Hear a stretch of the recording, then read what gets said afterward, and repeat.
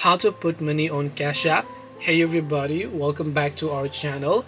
In today's video we are going to learn how we can put money on Cash App, so make sure to watch the video till the end. Now if you want to put money on Cash App, you just have to deposit money, right? Open up Cash App here, log into your account and just come to the home tab from the bottom left of the screen.